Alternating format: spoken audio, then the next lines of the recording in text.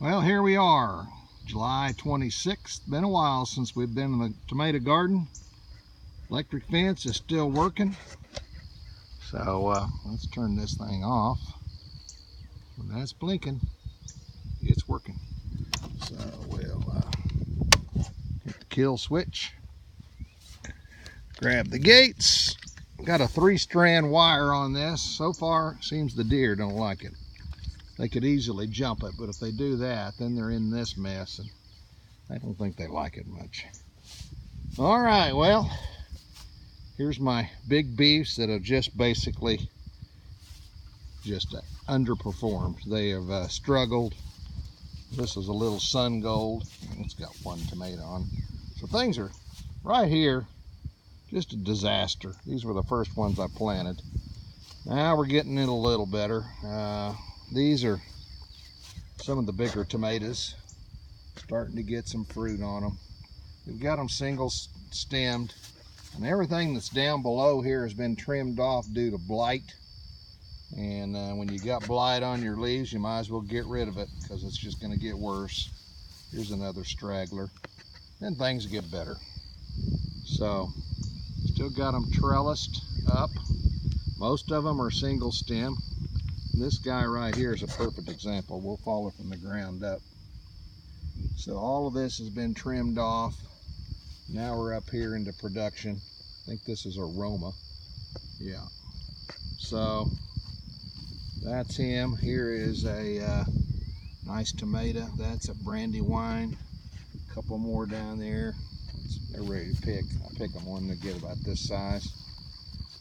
Oh, here's a survivor of a tomato hornworm. You can tell nothing's left of that.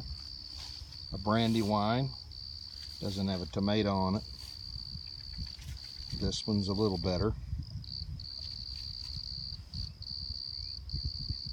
Here's the big stuff.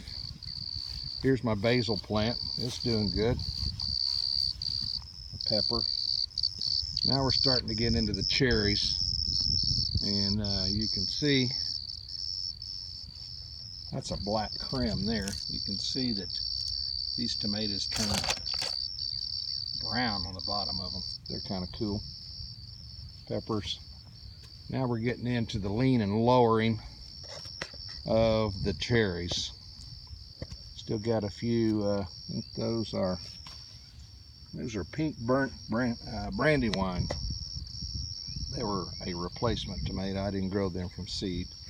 All right, now we're getting into the good stuff. These are all the sun golds. And you can see on the bottom, all of these guys are now leaning to the right. They're Republican tomatoes. If you go on the other side of the aisle, they'd be Democrats. But they are leaning to the right and have clusters of tomatoes they put on like this, about 6 to 8 at a time.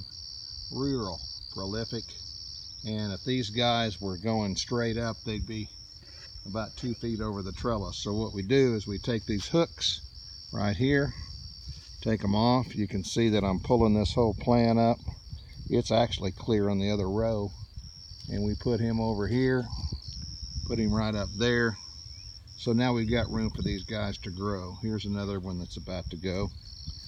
We also trim these suckers off. You can see right here that that's a sucker.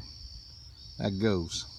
Otherwise, you just get a whole new tomato plant up there. As long as you got a growth piece, the tomato can keep growing. That's this little one right here. So that's a new sucker. That's at the top. Right here's another one. That's the growth portion of the tomato. And these are the cherries. Man, they're going nuts. Here's some big Romas. There's still some big ones hanging, but for the most part, the cherries are the stars here. Here's another example of a single stem. Still got production down there.